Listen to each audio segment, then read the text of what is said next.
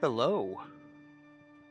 Here we are once again. We're playing Civilization, although this time we're playing Civilization 7.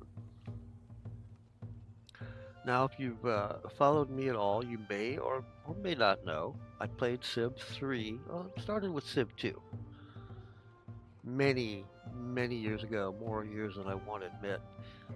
Civ 3 was a game that I played for probably close to 20 years before switching to Civ 6 about a year and a half ago. And then I just fell in love with Civ 6. And I've already, in a year and a half, I've already put in over probably 2,000 hours into that game. And you may have seen I have done a few videos of Civ 6. So now I'm trying Civ 7, and I gotta tell you, I do not hate it. I thought I was gonna hate it. I really thought I was gonna hate it. I almost didn't buy it. I really bought it at the last minute. I bought it on the 5th, and I was able to download it at midnight that night and start playing the next day on the 6th.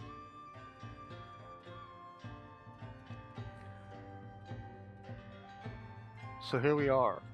We got the Founders Edition. Um,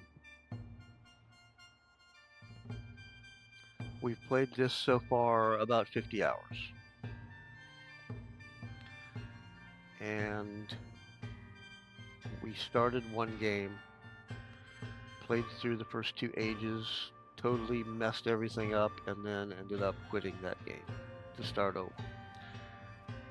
Our second game we played all the way through to the end. This is our third game, and we want to talk about a few of the things that we've learned along the way. One of those things, or a few of those things, have to do with the transition for the ages.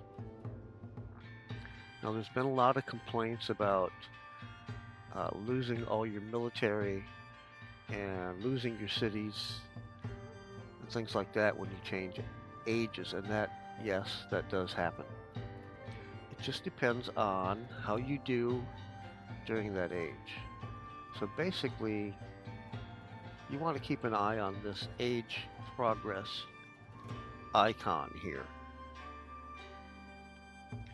And it can move very quickly when you start to get close. Uh, my my second game, I had the age change over on me before I was ready. I had like, I don't know, 20,000 gold. And when I came into the next age, all my cities were gone. My gold was gone. I had about 500 gold, and I was upset because I realized that I should have taken a few minutes to look where I could have spent that gold. Because that was 15,000 gold that just got tossed away. So what happens is when you go from one age to the other, your gold drops. My gold dropped from um, say 1,200 a turn to like 500 a turn. And I had maybe 20,000 gold, and that dropped down to 500 gold. And all of my cities except my capital changed back into towns. And that happened quickly and without warning. It's rather shocking and jarring when that happens. So I just want to take a little time to talk about what to do when you get close to these age progressions. When I see up here 80 some percent or 90%, I start saving. You can see because I'm not exactly sure when that age is going to flip. It can do it very suddenly. If you hit a milestone or if one of the other civilizations hits a milestone, it can flip over just like that. So I start saving. I watch this. I would recommend doing that. So that if you transfer ages over and something doesn't go the way that you want, you can back up. I think that's cheating, but right now we're just trying to learn the game, figure out how to play the game, and get the mechanics down. And so this is helpful.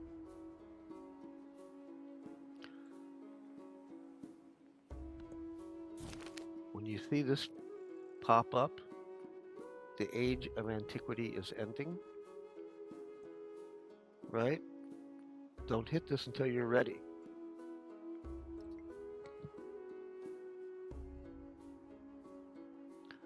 Go in and look around. You can spend your gold because you just don't know what you're going to come through with.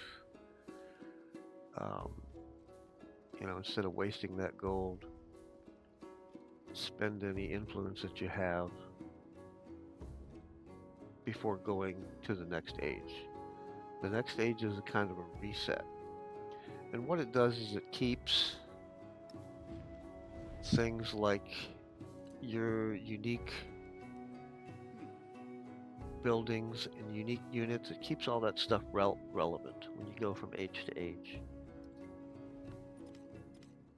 Also, if you have military, you want to have commanders. The more commanders that you have, the more military you'll have when you come into the next age. And also those military are automatically upgraded for that age. So that's kind of cool. So, going from age to age, it's very dependent on these milestones. And this is what you want to keep track of. Like for instance, you can check this little box and you can track your progress a little better up here on the screen, which is kind of cool.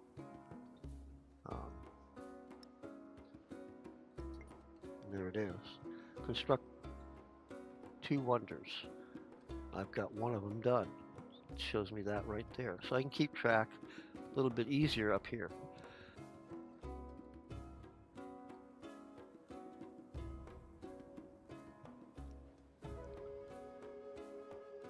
Wow, I haven't talked and done a video in a while. Excuse me. Pardon me for being very rusty and my voice is not great. So, what happened this particular playthrough is I hit 2 milestones. I hit a Golden Age military by hitting all the items that they want you to hit on the way through. Like culture, that's just the beginning. You end up with 7. That's how you do a culture victory. Science, you got to get 10 codices, whatever. I'm not sure how to pronounce that word, but you got to get those codices. You basically get them in the tech tree, or I think the tech tree. And here you do some conquering and making settlements. Having 12 towns, conquered settlements count as 2. The tricky part about this one is you've got to watch the settlement cap. I went a couple over the settlement cap, and you can do that if your happiness is good. Going into the next age, you're going through crises. So it can be a little rough if you don't have good happiness. But basically what this is this allows us to hold on to our military and or our cities. And we can come through this age way stronger. For example, if we hold on to all of our cities. So, when you're ready to go to the next age, click that. Looks like we've got one more.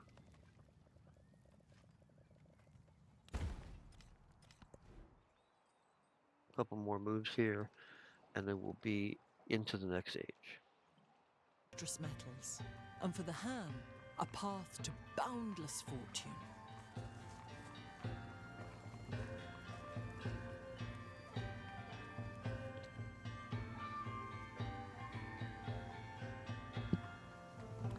Alright, we're just going to let the age switch over here. There's a couple of things that I want to mention that are kind of important. This is where you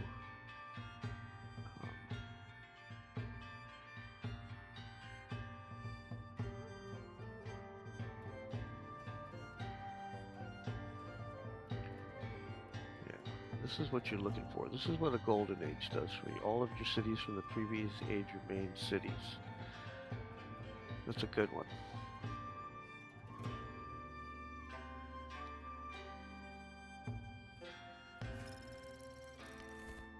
That's what we're looking for right there. That's going to make this transition much easier. Okay, so one thing to mention here, excuse me, is change mementos is here. It's hard to see, but it's here. If you're not familiar with mementos, this is something that you can do when you're setting up your leader at the beginning of the game.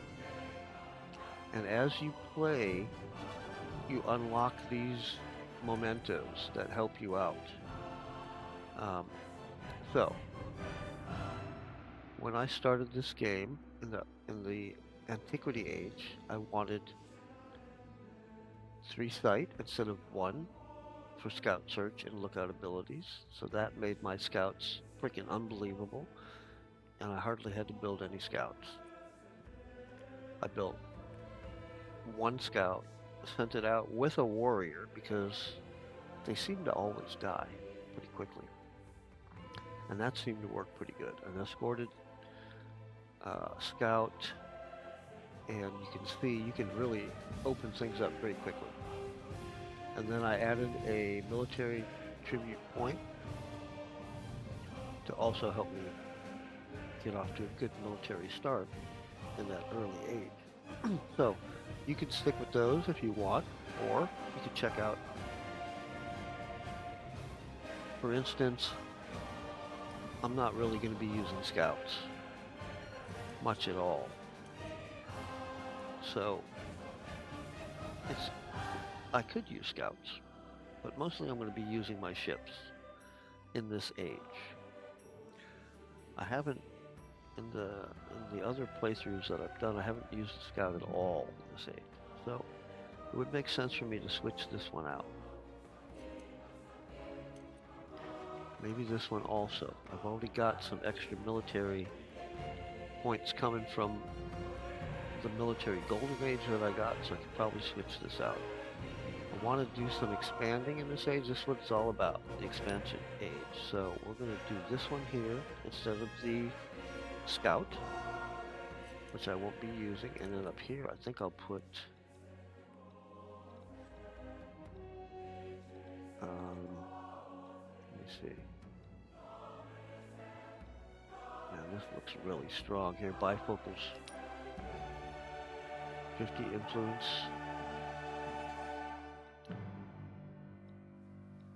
I might do an expansionist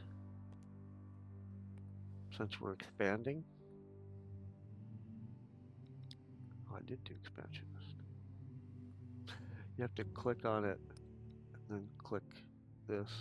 Okay, so I think expansionist and what was the other one that I wanted? You can see there's some good ones here.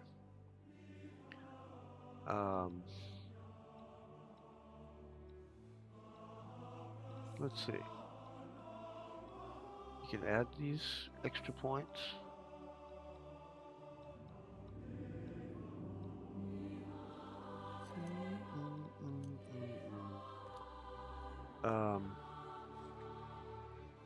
So expansionist sounds good. Probably an economic, because I think those will help us. in this age. The goal of this age is to expand, get out and explore, and also we want to make money. We're going to need gold. We're going to go with those. So don't forget to change your mementos out. Then you pick your, excuse me, pick your next civilization here. We picked Mongolia, and it'll take you through to the game. So this is what we've got right now. We've got to go in and choose our legacies.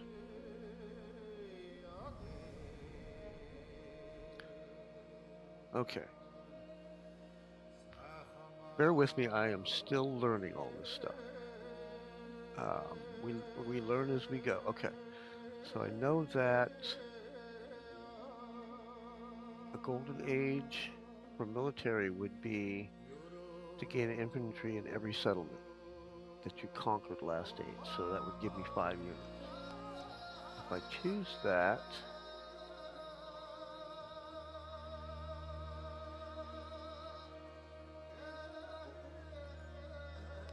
I can't get 2 golden ages. So rather than taking you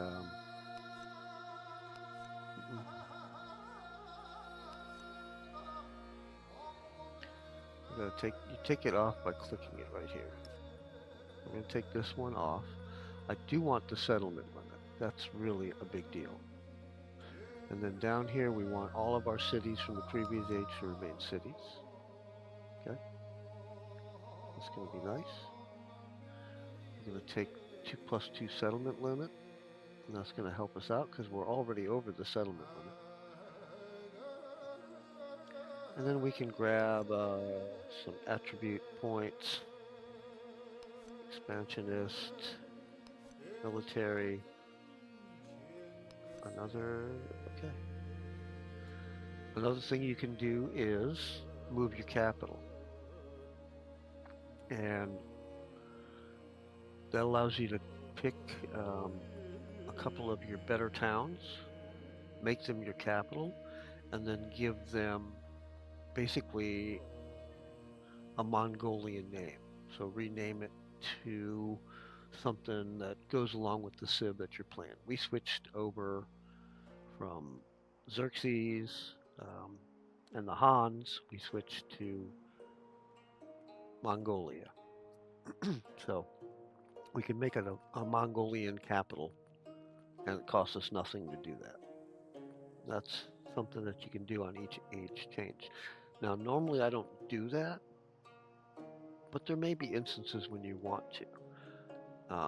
If you didn't get a good starting location and one of your towns is really nice, or if you've taken a couple of cities from other civs that are really great, you can just make them your new capital and give them a cool Mongolian name. So that's what we're going to do. I usually leave my capital because I don't really care about the name, at least at this point. I'm just learning the game. And I've also spent a lot of time building my capital up during the previous age, so I just tend to keep my capital there. So go through, make sure we've got all of our points. And then confirm. There we go. So now I've got my other city back, Cahokia. Oh, while I'm here, looks like I can assign some resources. I don't know if you've gotten used to this screen yet, but you've got city resources, bonus resources, and then later on in the next age, factory resources. Bonus resources can come down into your towns. City resources can only get slotted into a city. Camels are the best because they add 3 extra slots. So always look for camels. If you spawn on desert, that's okay. That's actually a good spawn. Just divide these up a little bit here.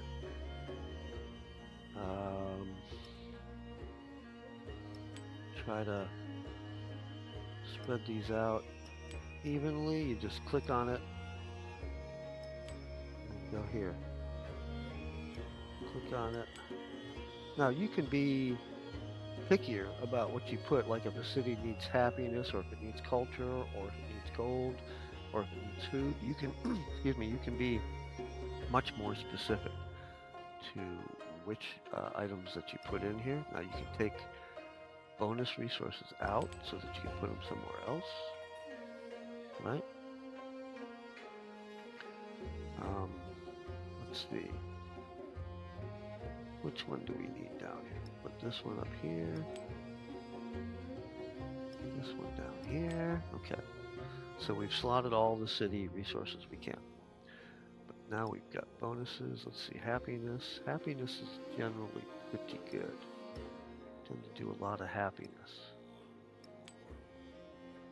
See, that raised our happiness up just instantly like that. Take it out. We're at 11. We're at 8. So you can work on some things by moving these resources around. They all have an effect, and you get used to moving them around. These up here you can't move. These are empire-wide resources, things that affect your whole empire, like gold, niter, and marble. You see the effects are empire-wide. Gold's a really good one, by the way. So that makes every time I get another source of gold, it's a more 20%, another 20% discount off of purchasing buildings. Okay, so that's the change of the ages, and you can see that I've got some troops. The Keshig, these are Mongolian troops. I've got my commanders from the previous age. And we've got troops in your towns. And we're ready to roll. You see, I've only got one neighbor left here.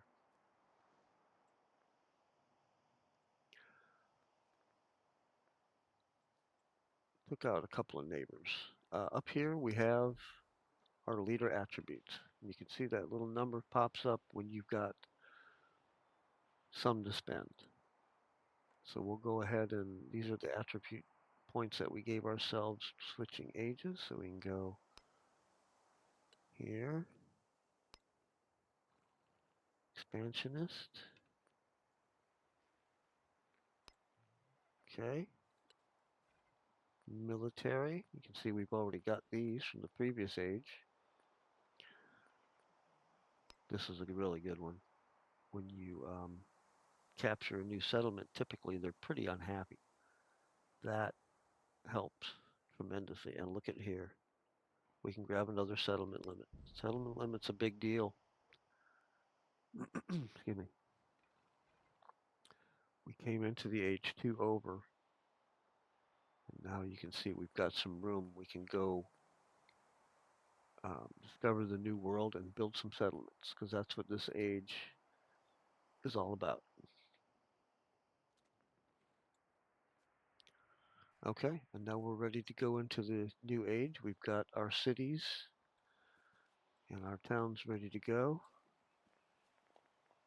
And our towns all are big. They're all ready to grow.